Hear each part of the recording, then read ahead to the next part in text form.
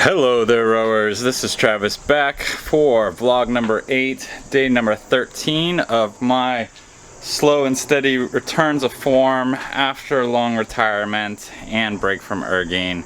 Today we're going to be doing the first U1 steady state that I've done in a long time. So we're going to talk a little bit about this. This will kind of add on to what I spoke about in my other video a couple vlogs ago. And I'll try to link it here so you guys can check it out, where I talked in more depth about what steady state is, specifically U2 steady state, and how that's going to help you with your rowing. Quick summary being that your aerobic steady state is going to improve your ability to produce energy from oxygen. It's going to do this by laying additional capillary beds at the side of the muscles where blood is being delivered, and the more time you spend there, the more those capillary beds are going to be created. So you will metabolize oxygen more efficiently, and therefore will be able to go faster with the same amount of energy. U1 steady state is going to be a higher zone than the U2, higher in terms of being closer to your aerobic threshold. Your aerobic threshold being the point at which your body switches from being able to produce all of its energy aerobically from the oxygen that you're bringing in to anaerobically, where it is producing more energy than can be sustained simply through oxygen metabolization, and you're going to start to produce a lactic acid byproduct. And now you're producing lactic acid in everything you do. You know, you're producing lactic acid steady state. I'm producing lactic acid standing here and talking, but it's in such small quantities that your body is constantly getting rid of it at the rate that it's getting added to your system. Now, aerobic threshold is the point where that shifts. All right, so that aerobic threshold is the maximum capacity of your body to filter out that lactic acid at the rate that it's being produced. So if we're training U1 close to that aerobic threshold, we're essentially giving that body time to work very near that point of deflection, of inflection, of oxygen utilization. All right, to where you're going to start producing lactic acid or accumulation of lactic acid if you go any faster.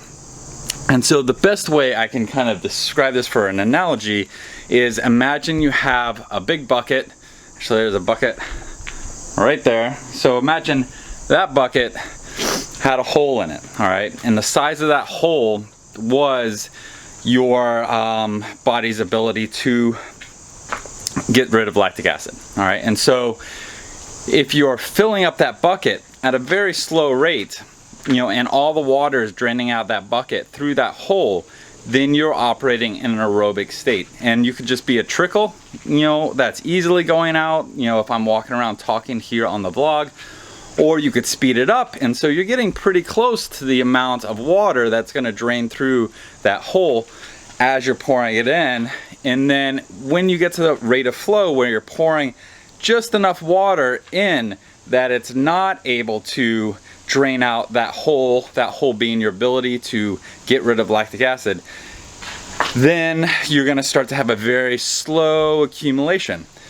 If you're pouring water in at a very fast rate, such as what you would be doing in a race pace or a very hard anaerobic session, then the water, i.e. the lactic acid, is going to build up quicker within that bucket. And so the capacity of that bucket is your anaerobic capacity, all right? And so that's your body's ability to operate in a lactic environment, all right? And so that anaerobic capacity is trainable, but it is not infinitely trainable like your aerobic capacity. And so as human beings, you generally have a limit of how anaerobic you can get. And while the majority of us kind of walking and talking around have not trained ourselves to that maximum, there's only a certain amount of training you can do to kind of peak that out. It generally takes about maybe 2 to 3 months of anaerobic training to really kind of max out what you're going to be able to do anaerobically from a physiological perspective. So that anaerobic capacity is the size of that bucket, all right? And so if you are, for instance, a marathon runner, you're going to race to the point where your bucket is full. But if your race pace is going to be enough flow pouring into that bucket where it's just barely accumulating a little bit of water with each minute that passes. All right, so it's going to take two hours if you're elite man. Man, that guy's fast. Eliud Kipchoge, guy's insane. But 2 hours, so let's say, you know, he's spending 2 hours at the marathon with a very slow accumulation of lactic acid, but at the end of that pace, his bucket is full. If you're thinking about 2,000 meter sprint race for rowing, that bucket is going to fill very quickly, all right, because your race pace, the rate of flow of that water is much higher, and so the bucket is going to fill up a lot quicker, but it's still going to fill up, all right, and so you still only have the same amount of anaerobic capacity. So the same rower that's doing 2,000 meter race that would do a 6,000 meter race, they're still only going to handle a certain amount of lactic acid, and the rate at which that water is filling up that bucket is their race pace. So the hole at the bottom, we can say, is your aerobic capacity, all right? And so if you spend more time, you know, putting water through that hole, then that hole is going to eventually erode to get a little bit faster, if we're continuing with the metaphor. But ultimately what's happening with the body is that your body is just becoming more efficient at that threshold, especially in its use of carbohydrates as a source of energy. So it's just becoming a little bit more practiced with that, because when you're at your aerobic threshold, you're pushing your body's carbohydrate metabolization to its max. All right, now some of us, myself included, use a fat-based diet and rely on fat instead of carbohydrate for our fueling. We're not going to get into that, but the idea is the same. The more time you spend at that aerobic threshold, and you're going to ideally spend it on the aerobic side of that threshold and not on the anaerobic side of that threshold. But the more time you spend there, the bigger that hole is going to be, the better you're going to be at clearing lactic acid at that point of inflection within your lactate curve, and you'll ultimately be able to produce more speed with the same amount of effort the more time you spend training that. So the way we do it, how it's set up, is we're generally going to spend anywhere from 20 minutes to 50 minutes training at that U1 pace.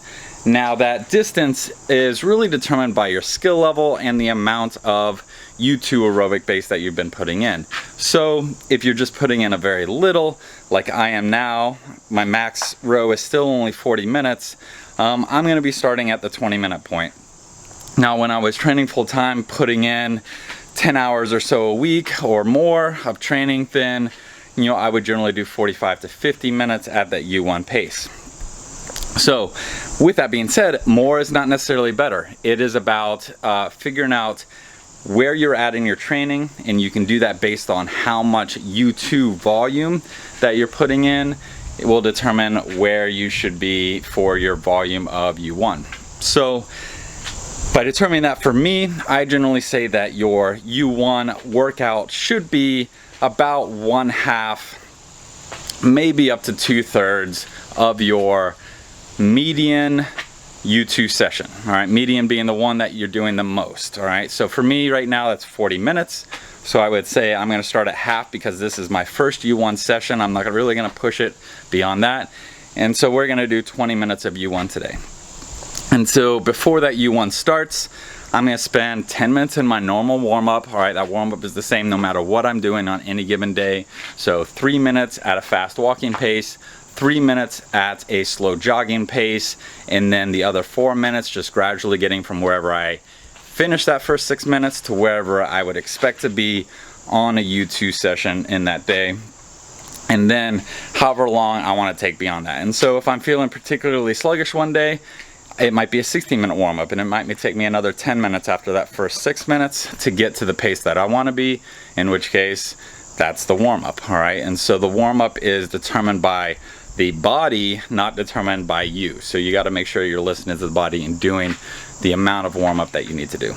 But U1, so it's still steady state. All right, so it's still a steady, sustainable pace, all right? And you should be finishing much more tired than you would in the U2, but you should not be feeling a burn in the legs, all right? It should be a kind of muscular fatigue that you're developing as you move through that U1 pace, not a lactic acid burn, all right? Not that kind of fatigue. And that takes a little bit of practice. So it's more kind of you're out of breath from doing something for a long time. So let's say if you were, gardening or digging something in the yard for a couple hours, all right, you're going to be tired from that in a different way than if someone was just like, all right, I want you to dig this hole and you've got 10 minutes to do it, and you're just going to go crazy with it, all right? And so that kind of long, kind of worn out tiredness is what you should be feeling at the end of your U1, not the kind of, oh man, my muscles burn, and the kind of cramping and seizing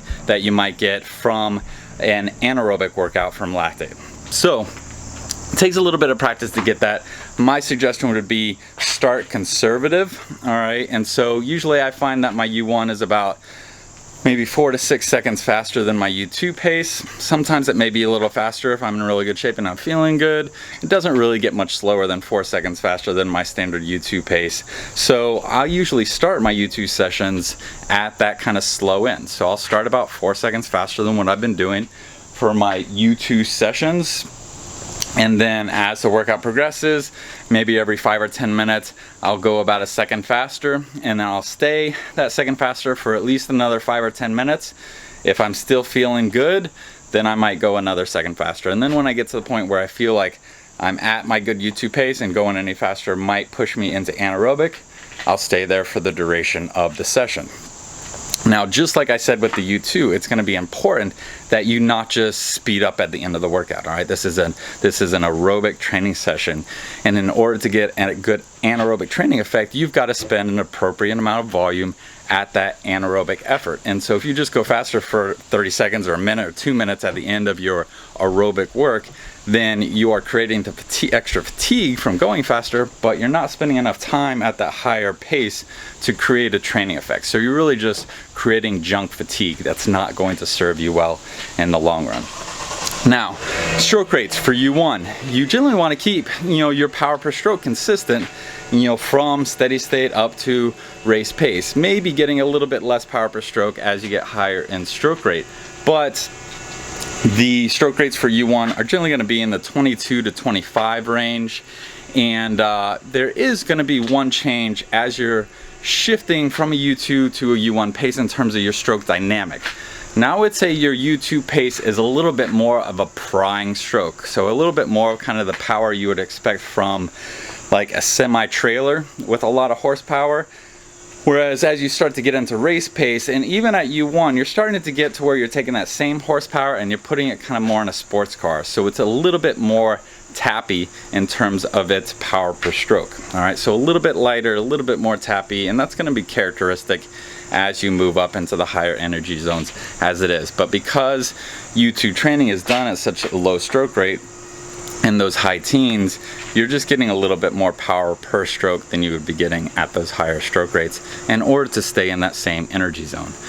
Now, the other thing I would do is I will increase my drag factor from U2 to U1. Now, this is a whole different topic, and I actually have a video that I posted months and months ago when I was just experimenting with YouTube, where I just sat there and talked for quite some time in detail about my theory of drag factor, and that's probably only half of it. That's more of the theory and not the applied aspect of it, but more or less boiled down, I do think you should be going way lower on your drag factor for U2 steady state than you would be doing for your race pace, and I think your U1 drag factor should be about halfway in between those 2 points, between your U2 drag factor and your anaerobic training drag factors. So for me, my U2 is generally in the 75 to 85 range for my drag factor, and I find my U1 is generally between 95 and 100. All right, and I might be, I'll be sticking around that 95 today because I know my U1 is slower than it was when I was training full time before, but that is the plan. So, quick review: U1 training sessions should be about half maybe up to 2/3. If you're pushing at 3/4 of your median volume at U2, I would only go up to 3/4 if your long rows for U2 are much longer than your median. So let's say my median session for U2 is 60 minutes, but my long rows are 90 to 120 minutes. In that case, you might want to go up to 45 minutes for your U1, assuming that you've already done all the lower volumes and you've done it successfully and you can sustain. But I'm at 40 minutes for my median and for my long one, so I'm going to spend 20 minutes at U1. I'm going to be doing it at a 22 to 25 stroke rate, definitely starting on the lower end of that. And my drag factor is going to be around 95 to 100, probably 95. That is up from about 80 plus or minus 5 that I usually do on my U2. And the effort is going to be aerobic. All right, so I'm not going to push in. Another good way to know if you're aerobic or not is if you are in control of your breathing, if there's a pattern and a rhythm to your breathing. Once you lose that pattern and rhythm, and once you start to breathe rapidly, that's when you've gone into the anaerobic states. All right, it's just one more sign that you're there, other than kind of the burning of the legs. So a lot of information there. Oddly talked about U1 more than I talked about U2, even though that was introduced in the principle. But that is it. I will spend that 10 minutes at that U2 warming up. I'll go a little longer if I need to, and then I'll spend about 5 minutes just slowly transitioning to the U1, and then I'll reset that clock for that 20 minutes spending at that U1 pace. Then I'll paddle for about 5 minutes at the end of that. So that is the workout today. If for some reason I start and I'm just not feeling it, then I'll call an audible and I'll do something else, and I'll do the U1 a different day. So that's one of the great things about training on your own, is you can listen to your body a lot more and kind of train when your body is ready to push and rest when your body is ready to rest. But that's it. I think I'm starting to ramble. Thanks for listening. I hope that helped. Definitely check out that other video about U2, and if you're really curious about drag, you can take a deep dive into my thoughts on that with my other video from much earlier. I think it's called Optimizing Neuromuscular Adaptation Using Drag Factor. It's long, it's very heady, but that is it. So I'm gonna sign off there.